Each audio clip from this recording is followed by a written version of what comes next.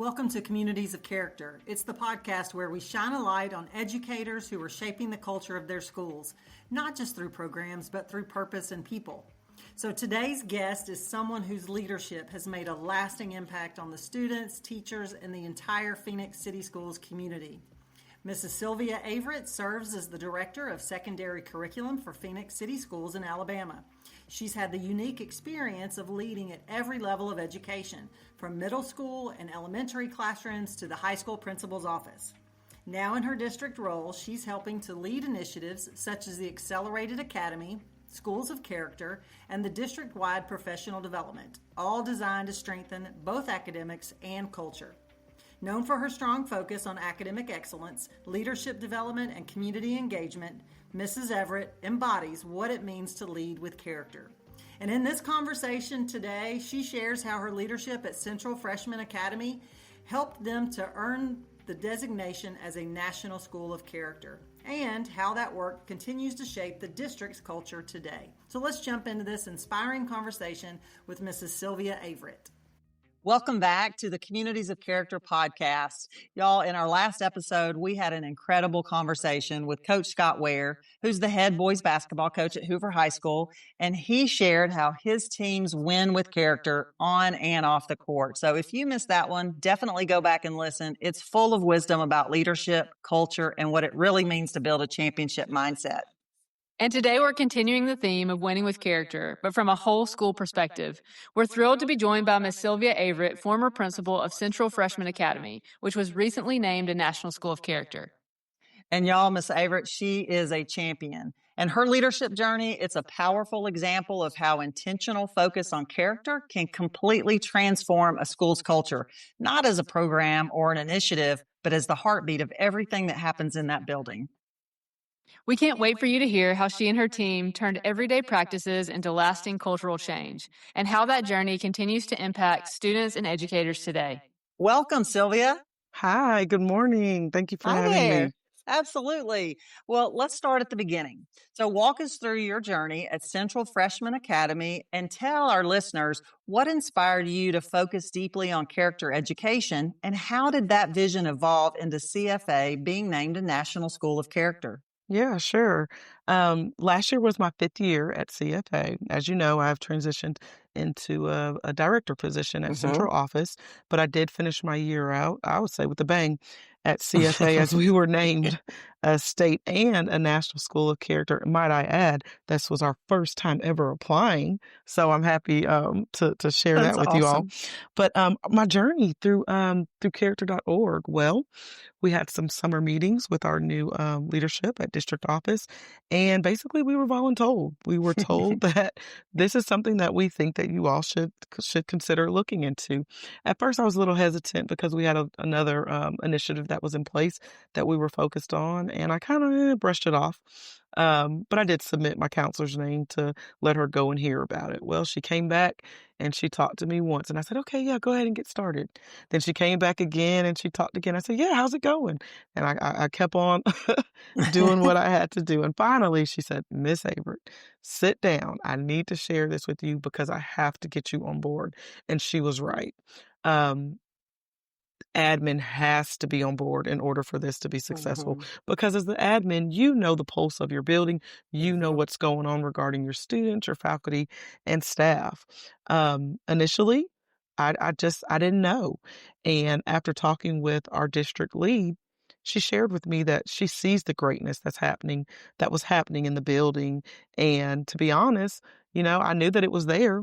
I just had to really dig in and pull it out so we could share with everyone else. That is awesome. And I'm so glad that you shared the importance of admin being involved. Through my work at Hope Institute, we have seen that over and over, the importance of that.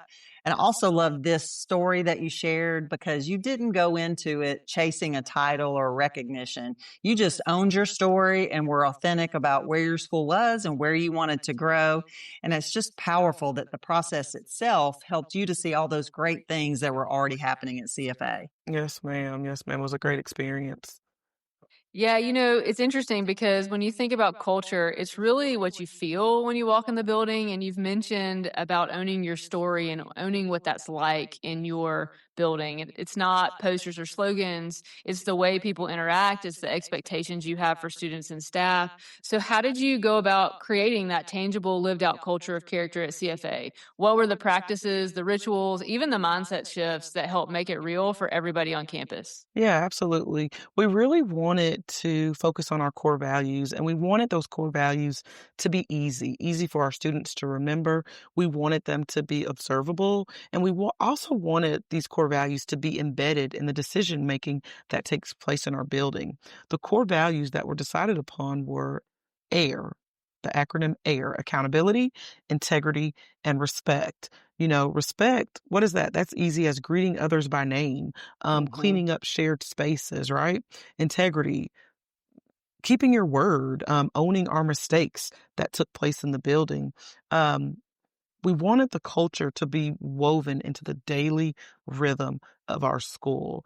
And, once those core values were established, it was easy for us to then begin the application process and really hone in on all the character that was right in front of our face. I love the acronym AIR. It's such a tangible picture of what culture is and what it looks like being lived out. You didn't just talk about those values, you made them visible and actionable every day in what you and your students are doing. And when everyone, students, staff, even visitors, can name those and see them in action, that's when it becomes part of the DNA of the school. Mm-hmm. Absolutely. One of the hardest things, though, for any leader is getting everyone to own the values, from students to teachers to staff, because real culture, it's not top down, it's shared amongst everyone. So, will you share with our listeners how you engaged your team and your students to become co creators of that character culture instead of just receivers of it? And were there any particular moments when you saw that ownership really come to life? Right. So after we established the core values, and I might say that, the values were established by input of stakeholders in the community, teachers, faculty, staff, and students alike. They were all able to vote on what they felt our core values should be. So that was our first step by getting them involved on owning those values. One thing that I like to say is our goal was to empower everyone in the building as a culture carrier. Everyone needed Mm. to be involved. Oftentimes when I met with my staff, I used to say, "Hey, are we going to be Chick-fil-A culture?" Which Chick-fil-A culture for me doesn't just live in HR, it lives Mhm. within their team. Think about the Mhm. times that you go to Chick-fil-A. How Mhm. pleasant are they as you go through the drive-through, or how accommodating are they if a mistake is made, right? Nothing against Burger King, because I love Burger King because you can have it your way, right? You can have it your way. However, I often say to my teachers, "Hey, Chick-fil-A or Burger King, what are you giving? You have to give? How do you feel, or how are you giving this to your parents when they come?" Um, One moment that really sticks out to me is when we started implementing restorative circles, not just with adults leading them, but with our students leading them. Oftentimes you'll see a culture where, just suspension, or send home. And we started practicing restorative circles where students were able to talk and share how they felt in the moment or what led them to the decision that they made. And then we were able to put, actionable steps in place. And just seeing our students, their willingness to open up and have conversations. And we led those conversations with, characters in the air. Remember, we're holding you accountable. Remember, Mhm. integrity goes a long way. Remember, you have to be respectful as you have this meeting. So just those restorative circles, that really stands out to me because that was the beginning of the cultural shift in the building. What a powerful shift, from compliance to co-creation. Because when everyone in the building owns the culture, it's no longer the principal's vision. It's their vision too. It's like you built a community of character champions who carry it forward even when the leadership changes. Yeah, I love the idea of the culture carrier. What a unique phrase that really embodies the pieces of character. And I know anytime you lead culture change, there's bound to be some resistance and bumps along the way. Can you share with us a time when you faced pushback or a real obstacle in building this shared culture in your building, and how you kept that momentum and stayed true to your vision even when it was tough? The resistance and pushback that we faced, or like you said, an obstacle, it really was initially getting our staff to believe. Our staff kind of was like, the group of students that we had, there were a lot of discipline issues, and their questions were, are we really a school of character if some of our students are behaving like the way that they were?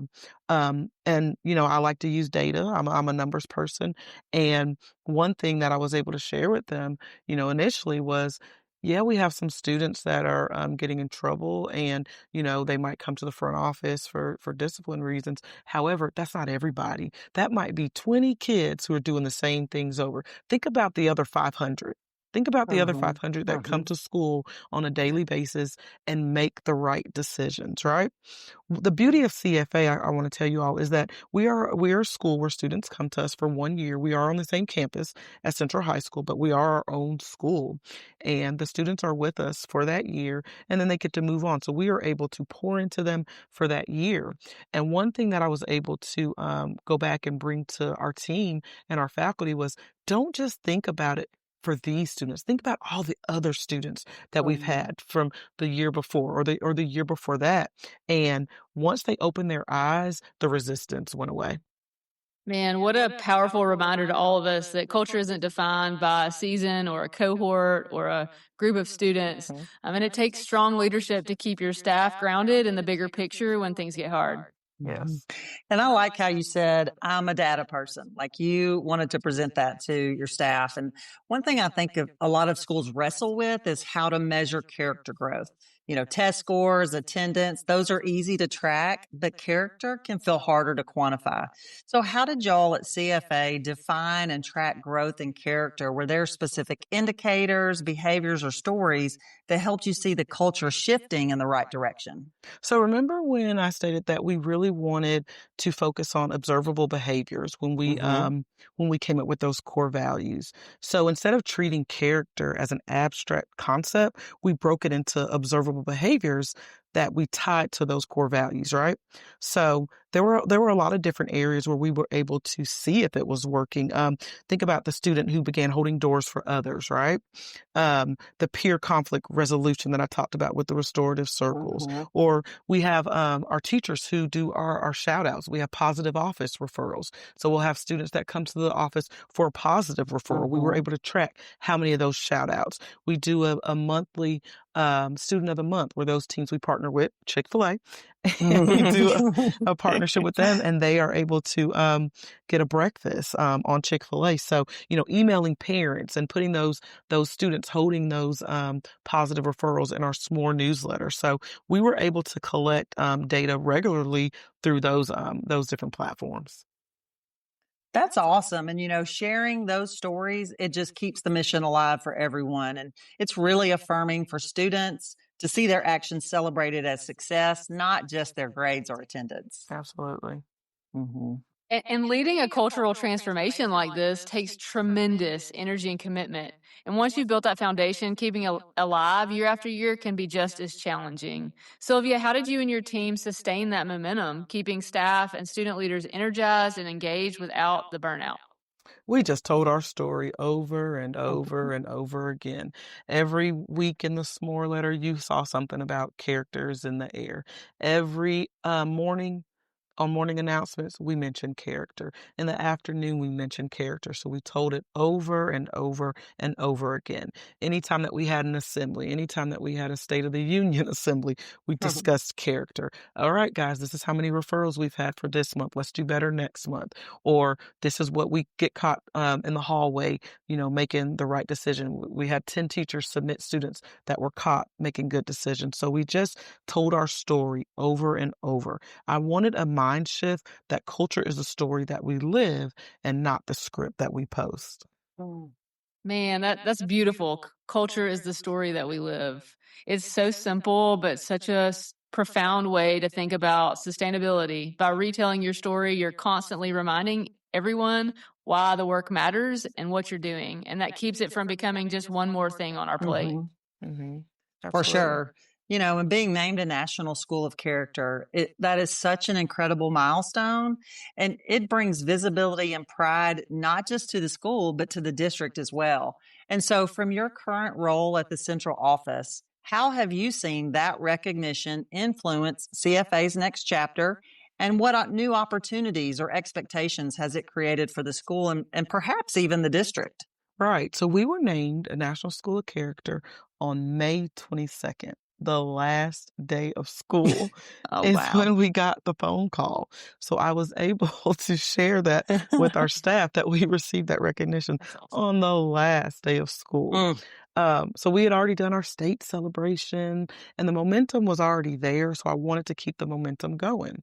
One thing that I was able to provide for some of our staff on our exit was I was able to take 9 teachers to the Get Your Teach On conference in Dallas, Texas, this past summer. And when I tell Awesome. you the light or the fire that was ignited in them has been absolutely amazing, it has. These teachers, the happiness is there, the jovial expressions, and just the air in the building, it can't be denied on how the culture change is continuing and is bleeding into our new teachers. I am proud to say that, CFA, we typically don't lose teachers. We have the lowest turnover and Awesome. we have the highest teacher retention. But it's just there've just been a number of opportunities to be able to share our story, to continue sharing our story. The principal that replaced me, she was an assistant principal at the high school, so she knows, Mhm. about our character initiative. Her daughter was a ninth grader last year, so she also knows what was going on, and from a parent's perspective. So it's just been amazing to see that the momentum is still there, and just they're continuing to build on this initiative. That's awesome. And our listeners, I'll be sure to link some information about the Get Your Teach On conference in our show notes. Yeah. I love that you are just continuing to share your school story and to celebrate in that, and how fun to get that call on the last day of school this past year. That's amazing. Everything that you've shared, it just really speaks to how deep this transformation runs. And it's just amazing how that positive energy just ripples through the school as well as the district and beyond. Yes. As we wrap up today, Sylvia, we always like to leave our listeners with something practical that they can take back to their own schools or classrooms. For educators who want to start cultivating a culture of character, maybe not with a national award in mind, but simply to create a better environment for their kids, what are 3 actionable steps that they could start tomorrow? What's the one mindset shift that you believe makes the biggest difference when it comes to building a culture that lasts? Absolutely. The first step is just identify those core values. Look at your building. The world is you see the world from the seat that you sit in. I always challenge teachers to get out of that seat and look at from a different lens. So identify those 3 core values, 3 to 5 core values that are in their building that they know that are taking place is the first step. And then I think too, then they can transition to just look at those different daily rituals. What are those rituals that they see inside of their schools? Rituals turn into values, which then turn into habits, making sure that it's daily, it's becoming a part of who that school is and their identity. And the last step I would say for them to get started on a character initiative in their building is to just measure and celebrate the growth. What growth is taking place in your school? Everything with breath can grow. Everything that is living can grow. And so Yeah. I just say, measure it. One thing that I am proud of is I'm now on the character.org evaluator team. So I am currently looking at evaluating applications that schools are submitting, and that is one of what we suggest when you're starting. Really look at your core values and come up with that identity of who your school is. Own that identity and just tell your story. Tell the story from your heart. That's great advice. And I love the idea of looking at it through a different set of perspectives from your student's perspective, because that really does change everything. And just the advice to start embedding what you're doing, look at those daily rituals that you already have and use those to measure and celebrate growth. It's such great advice. And that really does reframe things for leaders, really, that character's not extra work, right? It's just how the work gets done. Absolutely. We like to say at Hope Institute that it's the plate. If we're not adding one more thing to your plate, it is the plate. And upon that, everything else, is built. And, I'm so inspired by listening to you today, Sylvia. And I am sure that there are some listeners who are feeling really inspired as well and would love to connect with you or learn more about your work or what it takes to become a National School of Character. What's the best way for them to reach out and connect with you? Well, I am such an old lady. So I only have one social media. I know that's horrible. But you can find me on Facebook. And it is just as my name is spelled, Sylvia Averett, and that is on Facebook. Or you can find me here email at saverett, that's with 2 T's, at Phenix City Schools, pcboe.net. Perfect. And for our listeners, we'll be sure to include that information in the show notes so that you can easily connect with Sylvia after the episode. Sylvia, thank you so much for spending time with us today. Your story and leadership truly show what's possible when a school chooses to grow both hearts and minds and keeps that commitment through every challenge. I appreciate you all for having me. Yeah, I mean, it's clear that at Central Freshman Academy, character is not just a word on a wall or a program you check off a list. I mean, it's a living, breathing part of how the students and the staff show up every day. And, that's what sets your culture apart. To our listeners, thank you for tuning in to Communities of Character. If today's conversation inspired you, share it with another educator or a leader who's passionate about creating schools where both people and purpose thrive. And don't forget to follow the show, leave a quick review, and connect with us on social media so you never miss an episode. And until next time, let's keep building characters in our communities, one conversation at a time.